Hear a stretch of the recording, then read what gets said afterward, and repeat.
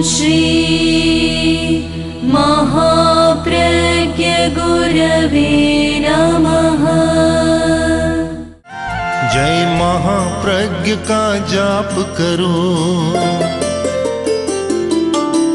जय महाप्रज्ञ का जाप करो, जय महाप्रज्ञ का जाप करो। भव भव का अघ संताप हरो, भव भव का अघ संताप हरो। जय महाप्रज्ञ का जाप करो, जय महाप्रज्ञ का जाप करो।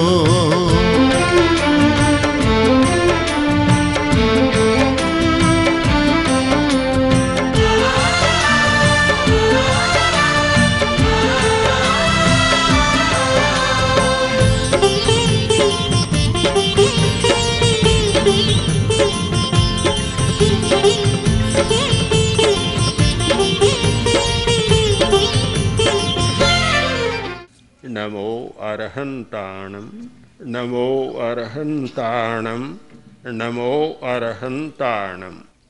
चिकित्सा विज्ञान की भाषा में स्वस्थ वह होता है जिसका रेजिस्टेंस पावर मजबूत होता है, रोग प्रतिरोधक शक्ति मजबूत होती है, वह व्यक्ति स्वस्थ होता है। जिसकी रोग प्रतिरोधक शक्ति कमजोर हो जाती है वह व्यक्ति बार बार बीमारी से आक्रांत होता रहता है। इस सच्चाई को सब लोग जानते हैं कि बीमारी के कीटाणु हर व्यक्ति के शरीर में होते हैं। जर्म्स भी, वायरस भी, बड़ी भयंकर बीमारियों के, छोटी बीमारियों के, ये सारे कीटाणु या वायरस शरीर में भरे रहते। किंतु जब तक रोग प्रतिरोधक शक्ति, इम्यूनिटी सिस्टम मजबूत होता है, वे आक्रमण नहीं कर सकते। व्यक्ति स्वस्थ रहता है। समाज के लिए भी यही बात है। जब समाज की रोग प्रतिरोधक शक्ति मजबूत होती है तो समाज भी स्वस्थ रहता है। और स्वस्थ समाज का लक्षण है कि जिसमें अपराध नहीं होते, छीना झपटी नहीं होती, ठगाई नहीं होती, एक दूसरे को ठगने का प्रयत्न नहीं होता, किसी के साथ अन्याय नहीं होता, तो वह समाज स्वस्थ समाज होता है। जिस समाज में भय का वातावरण, प्रवंचना, छलना चलती है, एक दूसरे का प्रति अन्याय भी होता है, शोषण भी होता है, वह समाज बीमार समाज होता है। उस समाज में जीने वाला व्यक्ति आनंद के साथ नहीं जी सकता। जीता तो है, श्वास भी लेता है, रोटी भी खाता है, पानी भी पीता है, पर वह स्वस्थ जीवन नहीं जी सकता, आनंद और शांति का जीवन नहीं जी सकता। राजस्थान में उदयपुर में एक सर्वे किया गया, उसका निष्कर्ष यह था कि 30 और 40 के बीच में बहुत सारे युवक हृदय रोग से पीड़ित होकर चले जाते। यह एक बीमार समाज का लक्षण है। हृदय तो इतना मजबूत होता है कि अगर ठीक संभाल कर रखे तो 100 वर्ष तक भी नहीं होता। पूरी हृदय की आयु तो और लंबी है, पर कम से कम 100 वर्ष तक तो काम देता ही है और उससे ज़्यादा भी देता है।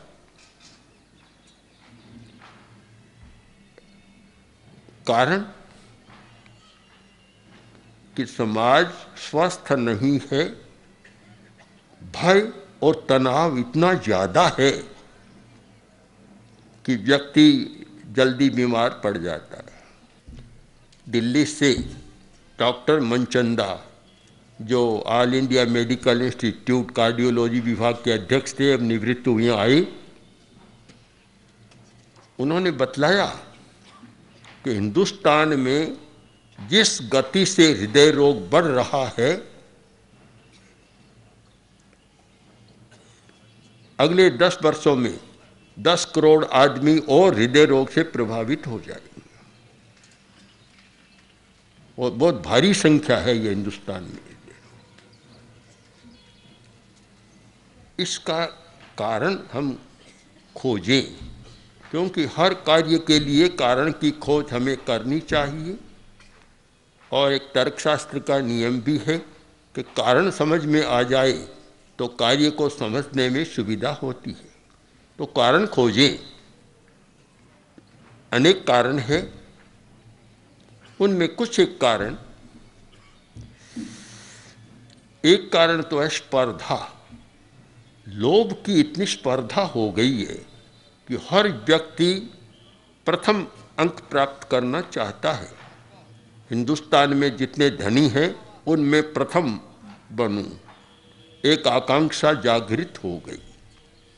तोड़ है, होड़ में होती है, स्पर्धा भी होती है, किंतु अपनी शक्ति, सामर्थ्य और अर्हता के बिना भी इतनी आकांक्षा जागृत हो गई कि वह आकांक्षा गलत काम भी करवाती है।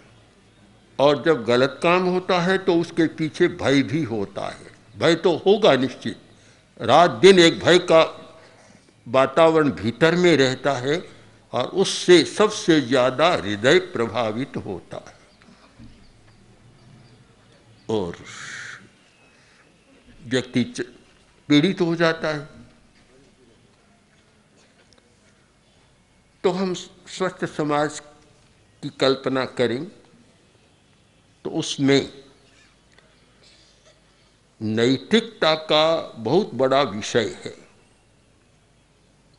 ईमानदार व्यक्ति, स्वस्थ व्यक्ति दीर्घ काल तक स्वस्थ रह सकता है, रोग मुक्त रह सकता है और अच्छा काम कर सकता है और आनंद का जीवन जी सकता है, शांति का जीवन जी सकता है। और अनैतिक व्यवहार करने वाला, अप्रामाणिक व्यवहार करने वाला, छलना और प्रवंचना का प्रयोग करने वाला भीतर ही भीतर बीमार होता चला जाता है और शांति का, आनंद का जीवन नहीं जी सकता। इस सच्चाई को हमें समझना है। धर्म एक ऐसी खोज है कि व्यक्ति को इन सब बुराइयों से बचा सके। हमारे सामने प्रश्न है कि धर्म कहाँ से शुरू करें, कहाँ से प्रारंभ होता है धर्म का। धर्म के पहले बिंदु को पकड़ें।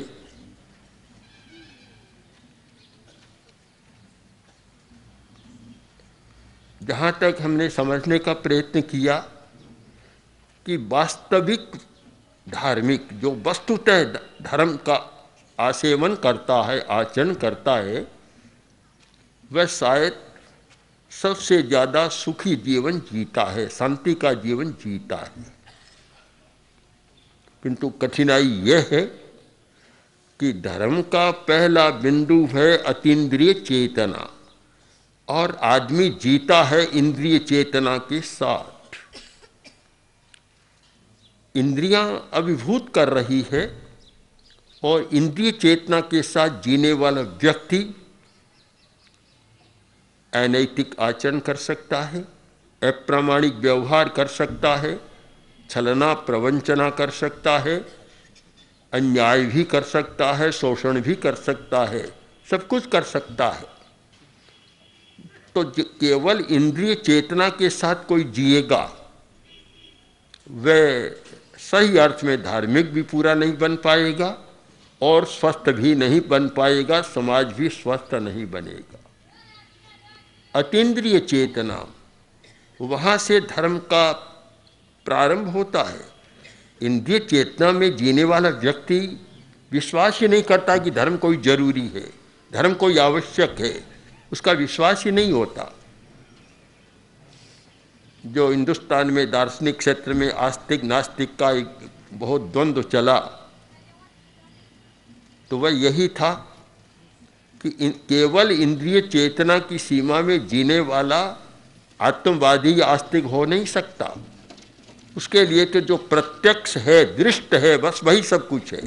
न अतीत न भविष्य कुछ भी नहीं, जो वर्तमान में है वही सब कुछ है। किंतु अतीन्द्रिय चेतना की सीमा में जब प्रवेश करता है तो उसके पीछे अतीत का जन्म भी है, पूर्व जन्म है, भावी जन्म भी है, भविष्य भी है। तो वह त्रैकालिक दृष्टि से विचार करता है। एक दार्शनिक धारा रही त्रैकालिकता की और एक रही केवल वर्तमान की। जो वर्तमान में है उसका यही होता है कि खूब कमाओ, खाओ, पियो, मौज करो, आनंद में रहो, बस। इससे आगे कुछ भी नहीं है। न कोई आत्मवाद, न कोई कर्मवाद, न कोई धर्म, न कोई अधर्म, कुछ भी नहीं होता। केवल पदार्थ की परिक्रमा और पदार्थ के साथ जीना, इतना होता है। जब अचिंत्य चेतना में व्यक्ति प्रवेश करता है, इंद्रियों से ऊपर उठता है, तब उसकी सारी स्थिति बदल जाती है। और समाज को स्वस्थ रखने के लिए नैतिकता जरूरी, और नैतिकता के लिए इंद्रिय चेतना से ऊपर उठना जरूरी, और उसे कह सकते हैं इंद्रिय विजय करना जरूरी। महामत्य चाणक्य ने एक शासक के लिए लिखा कि शासक को जितेंद्रिय होना चाहिए। साधु के लिए एक विशेषण आता है जितेंद्रिय, इंद्रियों पर विजय पाने वाला। किंतु महामत्य चाणक्य जो राजनीति के शिखर पुरुष थे और भारतीय राजनीति में शायद प्रथम व्यक्ति हुए हैं, उन्होंने कौटिल्य अर्थशास्त्र लिखा, चाणक्य सूत्र लिखा, चाणक्य नीति लिखी। उसमें यही निर्देश मिलता है कि जितेंद्रिय, शासक को जितेंद्रिय होना चाहिए। इसका मतलब है कि जितेंद्रिय हुए बिना, इंद्रियों की सीमा से बाहर गए बिना कोई भी शासक अच्छा शासन नहीं कर सकता। तो धार्मिक की बात तो और आगे है। जितेंद्रिय हुए बिना अच्छा धार्मिक भी नहीं बन सकता। जिस व्यक्ति ने कोई इंद्रियों पर विजय पाने का प्रयत्न नहीं किया तो अच्छा कैसे बनेगा। मुनि के लिए तो जरूरी है ही कि जितेंद्रिय होना। जो जितेंद्रिय नहीं है वह मुनि होकर भी वास्तव में मुनि नहीं रह सकता, नहीं हो सकता। धर्म का पहला पाठ है जितेंद्रियता, इंद्रियों पर विजय पाना और इंद्रियों की चेतना से ऊपर उठना। जो इंद्रियों की चेतना के साथ जीता है वह स्वयं स्वस्थ नहीं हो सकता और वैसा समाज भी स्वस्थ नहीं हो सकता। बहुत कठिन काम है इंद्रिय विजय। सरल कहना तो सरल है, पर विजय पाना बड़ा मुश्किल है। क्योंकि इंद्रियों के स्पंदन, इंद्रियों के जो प्रकंपन और तरंगे जब भीतर में उठती है, उस समय व्यक्ति अपने पर कंट्रोल रख नहीं सकता, बड़ी कठिनाई होती है। और अगर हम धर्म और संसार, लौकिक और अलौकिक, इन दोनों के बीच में भेद रेखा खींचना चाहें तो एक स्पष्ट भेद रेखा है कि जिस व्यक्ति ने या जिस समाज ने इंद्रिय विजय की दिशा में प्रस्थान किया है उसे धार्मिक कहा जा सकता है। जिस व्यक्ति और समाज ने इंद्रिय के साथ जीना शुरू किया कर रहा है उसे शायद धार्मिक नहीं कहा जा सकता। जरूरी है, यह तो मैं नहीं सोचता कि एक साथ इंद्रिय पर विजय हो जाए। बहुत कठिन साधना है, मुनि के लिए भी कठिन है। तो गृहस्थ के लिए तो और ज़्यादा कठिन है। फिर भी जब हम मार्ग का चुनाव करें तो हमारा मार्ग स्पष्ट होना चाहिए कि मैं धर्म को स्वीकार कर रहा हूँ तो इंद्रिय विजय का मार्ग स्वीकार कर रहा हूँ। धर्म का मार्ग स्वीकार कर रहा हूँ इसका मतलब यह नहीं है कि मैं जैन बन रहा हूँ, वैष्णव बन रहा हूँ, मुसलमान कुछ बन रहा हूँ। यह तो एक संप्रदाय का मार्ग हो सकता है, किंतु धर्म का मार्ग वह तो कोई भिन्न नहीं होता, सबके लिए समान होता है, और वह है इंद्रिय विजय का मार्ग। तो मैं धर्म को स्वीकार कर रहा हूँ इसका मतलब मैं इंद्रिय विजय का मार्ग स्वीकार कर रहा हूँ। तो मुझे अपना दृष्टिकोण, अपना ज्ञान और अपना आचरण सारा इंद्रिय विजय के परिपार्श्व में निर्मित करना चाहिए। हमारा सम्यक दर्शन भी हो तो इंद्रिय के साथ, इंद्रिय विजय के साथ, हमारा ज्ञान हो तो भी इंद्रिय विजय के परिपार्श्व में, और हमारा आचरण चरित्र हो वह भी इंद्रिय विजय के लिए। यह एक शुद्ध धर्म का मार्ग है, दुख मुक्ति का मार्ग है, सुखी और शांतिमय आनंदमय जीवन जीने का मार्ग है, और इसी मार्ग पर चलने वाले व्यक्ति स्वस्थ समाज का निर्माण करते हैं।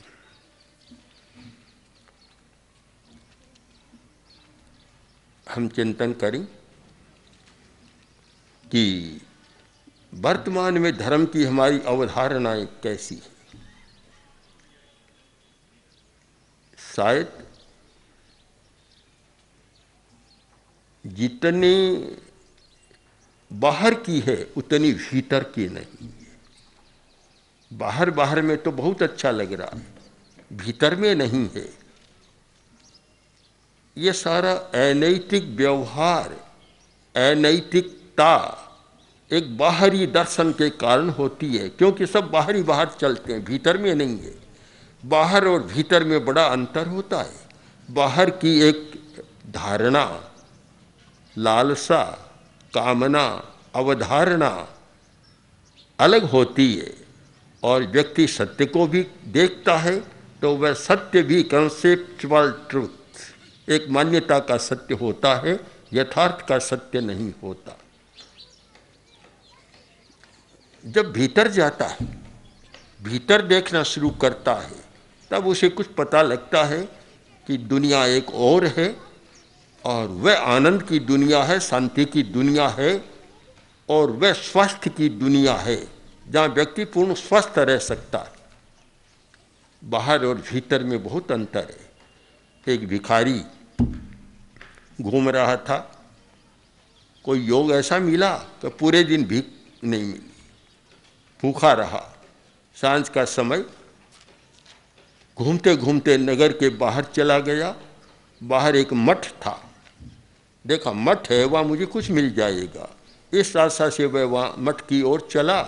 मठ के बाहर पहुँचा, सूरज ढलने को था, और अस्त होने के समय सूरज की किरणें भी बहुत लाल हो जाती है।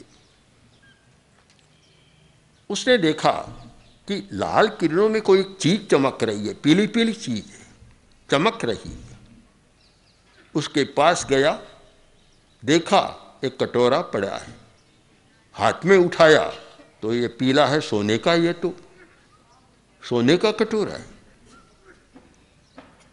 गया था भीख मांगने के लिए, रोटी मिल जाए इस आशा से, और सोने का कटोरा मिला और पागल हो गया।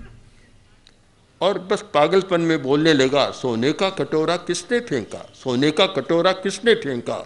बस एक प्रकार का पागलपन सिर पर सवार, रट लगा रहा है, घूम रहा है।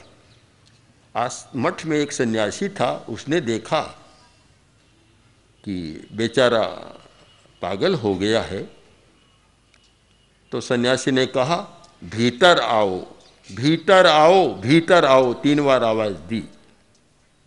उसने मुझे बुला रही हैं। भीतर जाने लगा, और जैसे ही मठ के दरवाजे पर पैर रखा और उसने भी कटोरा फेंक दी। जब बाहर था तो सोने का कटोरा था, सोने का मूल्य था, और सोने का कटोरा किसने फेंका? एक पागलपन सिर पर सवार था, किंतु जैसे भीतर प्रवेश किया उसने भी कटोरा फेंक दिया। ये बाहर का जगत और भीतर का जगत। जब बाहर के जगत में है तो पदार्थ का बहुत मूल्य है, आत्मा का कोई मूल्य नहीं, चेतना का कोई मूल्य नहीं, केवल पदार्थ का मूल्य, और पदार्थ का मूल्य इंद्रियों के द्वारा पलता पुछता है, इंद्रियां उसको पोषण देती है। और जब भीतर गया स्वयं कटोरा फेंक दिया, भिखारी ने सोने का कटोरा फेंक दिया, मूल्य बदल गया, दुनिया बदल गई। हम स्वस्थ समाज की कल्पना करें और नैतिकता पर विचार करें तो ये बहुत स्पष्ट होगा कि अनैतिक व्यवहार वाला समाज कभी स्वस्थ हो नहीं सकता। लोग कहते हैं कि बीमारियां बहुत बढ़ गई, हॉस्पिटल की बहुत ज़रूरत हो गई। केवल हॉस्पिटल की नहीं, मेंटल हॉस्पिटल की भी, मानसिक चिकित्सालय की भी बहुत आवश्यकता हो गई। उससे आगे जाएं तो पागलखानों की भी बहुत ज़रूरत हो गई, और उससे आगे जाएं तो जेलों की भी बहुत ज़रूरत हो गई। यह बढ़ रहा है। अमेरिका के एक अधिकारी ने कहा था कि यहाँ मनोरोगी बढ़ गए हैं, मानस चिकित्सालय की बहुत ज़रूरतें कम पड़ रही हैं, और जेलें भी कम पड़ रही हैं। यह जेल का विस्तार क्यों होता है? यह बीमार समाज का लक्षण है। जिस समाज में ज़्यादा जेल होती है, कारावास ज़्यादा होते हैं, इसका मतलब समाज बीमार है।